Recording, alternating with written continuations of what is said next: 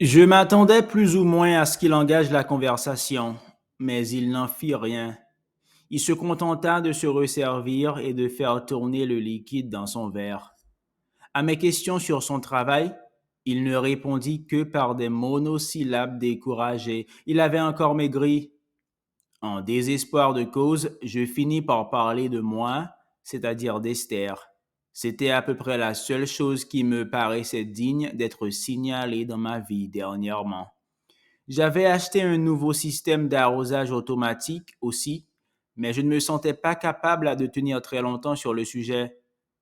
Il me demanda de lui parler encore d'Esther, ce que je fis avec un réel plaisir. Son visage s'éclairait peu à peu. Il me dit qu'il était content pour moi, et je le sentais sincère. C'est difficile, l'affection entre les hommes, parce que ça ne peut se concrétiser en rien. C'est quelque chose d'irréel et de doux, mais toujours d'un peu douloureux aussi. Il partit 10 minutes plus tard, sans m'avoir révélé quoi que ce soit sur sa vie. Je m'allongeai dans l'obscurité et méditai sur la stratégie psychologique du prophète, qui me paraissait obscure.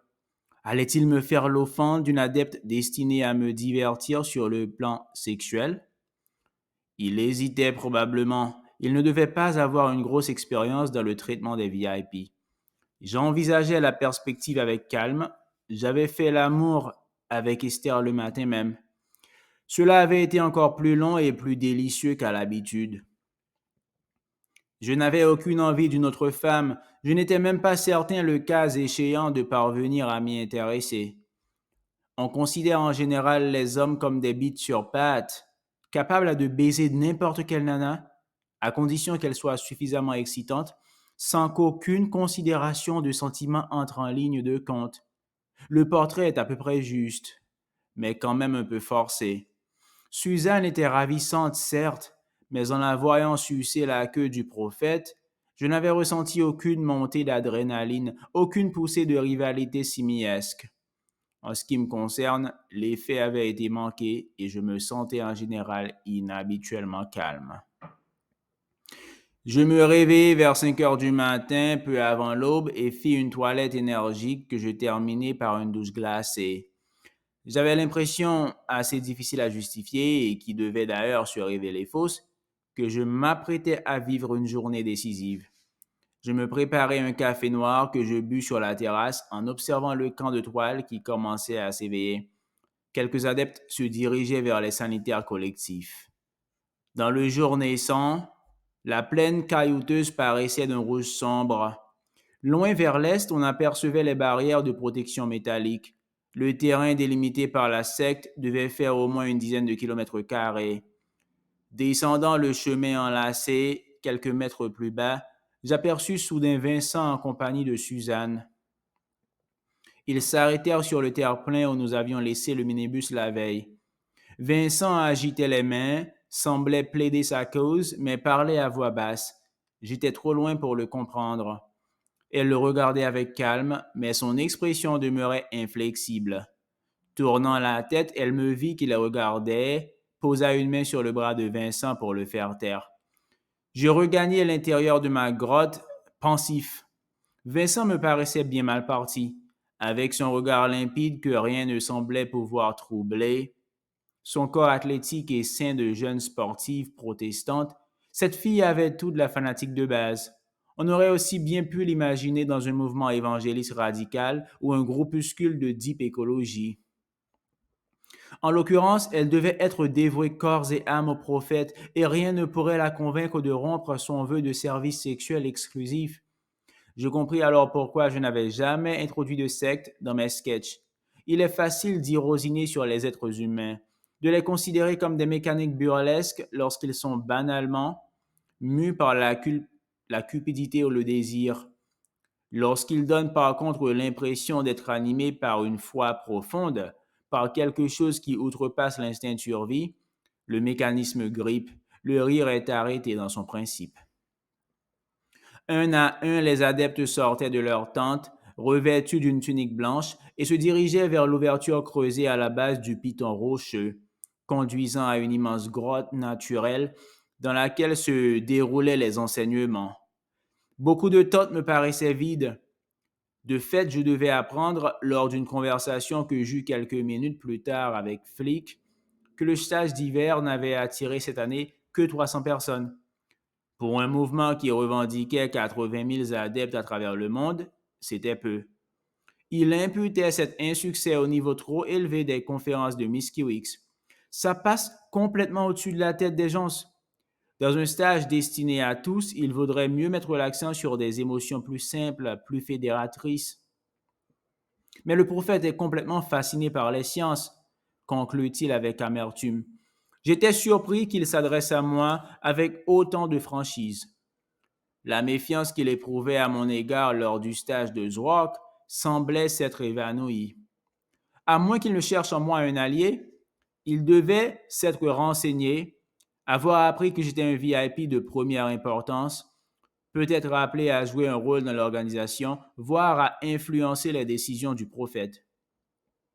Ses relations avec sa avant n'étaient pas bonnes, c'était une évidence. L'autre le considérait comme une sorte de sous-officier, tout juste bon à organiser le service d'ordre ou à mettre en place l'indépendance des repas, l'intendance des repas. Lors de leurs échanges parfois acerbes, humoristes éludaient, ironisaient, évitaient de prendre parti, se reposant entièrement sur sa relation personnelle avec le prophète. La première conférence de la journée démarrait à 8 heures et c'était justement une conférence de Miskiwix intitulée L'être humain, matière et information. En le voyant monter sur l'estrade, émacié, sérieux, une liasse de notes à la main, je me dis qu'il aurait été en effet parfaitement à sa place dans un séminaire d'étudiants de troisième cycle, mais qu'ici c'était moins évident. Il salua rapidement l'assistance avant de commencer son exposé. Pas de clin d'œil au public, ni de trait d'humour, pas non plus la moindre tentative de produire une émotion collective, sentimentale ou religieuse, rien que le savoir à l'état brut. Après une demi-heure consacrée au code génétique, très bien exploré à l'heure actuelle, et aux modalités encore mal connues de son expression dans la synthèse des protéines, il y eut cependant un petit effet de mise en scène.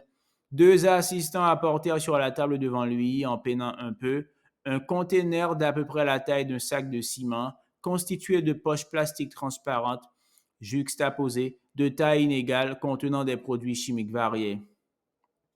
La plus grande de loin était remplie d'eau. Ceci est un être humain, s'exclama Savant, presque avec emphase. J'appris par la suite que le prophète, tenant compte des remarques de Flick, lui avait demandé de dramatiser un petit peu son exposé, l'avait même inscrit à une formation accélérée de communication orale avec training vidéo et participation de comédiens professionnels. Le conteneur posé sur cette table, reprit-il, a exactement la même composition chimique qu'un être humain adulte de 70 kilos. Comme vous le constaterez, nous sommes surtout composés d'eau. Il saisit un stylet, perça la poche transparente. Un petit jet se forma. Naturellement, il y a de grandes différences. Le spectacle était terminé, il reprenait peu à peu son sérieux. La poche d'eau devenait flasque, s'aplatissait lentement. Ces différences, aussi importantes soient-elles, peuvent se résumer en un mot, l'information. L'être humain, c'est de la matière plus de l'information. La composition de cette matière nous est aujourd'hui connue au gramme près. Il s'agit d'éléments chimiques simples, déjà largement présents dans la nature inanimée. L'information, elle aussi, nous est connue, au moins dans son principe. Elle repose entièrement sur l'ADN, celui du noyau et celui des mitochondries. Cet ADN contient non seulement l'information nécessaire à la construction de l'ensemble, à l'embryogenèse, mais aussi celle qui pilote et commande par la suite le fonctionnement de l'organisme. Dès lors, pourquoi devrions-nous nous astreindre à passer par l'embryogenèse? Pourquoi ne pas fabriquer directement un être humain adulte à partir des éléments chimiques nécessaires et du schéma fourni par l'ADN? Telle est, très évidemment, la voie de recherche vers laquelle nous nous dirigerons dans le futur. Les hommes du futur naîtront directement dans un corps adulte, un corps de 18 ans, et c'est ce modèle qui sera reproduit par la suite. C'est sous cette forme idéale qu'ils atteindront que vous et moi nous atteindrons, si mes recherches avancent aussi rapidement que je l'espère, à l'immortalité. Le clonage n'est qu'une méthode primitive, directement calquée sur le mode de reproduction naturel. Le développement de l'embryon n'apporte rien, si ce n'est une possibilité de malformation et d'erreur. Dès lors que nous disposons du plan de construction et des matériaux nécessaires, il devient une étape inutile. Il n'en est pas de même, poursuivit-il, et c'est un point sur lequel j'attire votre attention, pour le cerveau humain. Il y a effectivement certains précablages grossiers. Quelques éléments de base parmi les aptitudes et les traits de caractère sont déjà inscrits dans le code génétique. Mais pour l'essentiel, la personnalité humaine, ce qui constitue notre individualité et notre mémoire, se forme peu à peu, tout au long de notre vie, par activation et renforcement chimique de sous-réseaux neuronaux et de synapses dédiés. L'histoire individuelle, en un mot, crée l'individu. Après un repas aussi frugal que le précédent, je pris place aux côtés du prophète dans sa Range Rover. Miss Kiwix monta à l'avant, l'un des gardes prit le volant. La piste continuait après le village de toile creusé dans le roc. Un nuage de poussière rouge nous enveloppa rapidement. Au bout d'un quart d'heure, la voiture stoppa devant un parallélépipède de section carrée, d'un blanc immaculé, dépourvu d'ouverture, qui pouvait faire 20 mètres de côté et 10 mètres de hauteur. Miss Kiwix actionna une télécommande. Une porte massive aux jointures invisibles pivota dans la paroi. À l'intérieur, à l'intérieur régnait jour et nuit, tout au long de l'année, une température et une luminosité uniformes et constantes, m'expliqua-t-il. Un escalier nous conduisit à une large coursive en hauteur qui faisait le tour du bâtiment, desservant une succession de bureaux. Les armoires métalliques encastrées dans les murs étaient remplies de DVD de données étiquetées avec soin. L'étage inférieur ne contenait rien d'autre qu'un hémisphère aux parois de plastique transparent, irrigué par des centaines de tuyaux également transparents conduisant à des conteneurs d'acier poli. Ces tuyaux contiennent les substances chimiques nécessaires à la fabrication d'un être vivant, poursuivit Miss Kiwix. Carbone, hydrogène, oxygène, azote et les différents oligo-éléments. C'est dans cette bulle transparente, ajouta le prophète d'une voix vibrante, que naîtra le premier humain conçu de manière entièrement artificielle, le premier véritable cyborg. Je jetai un regard attentif aux deux hommes.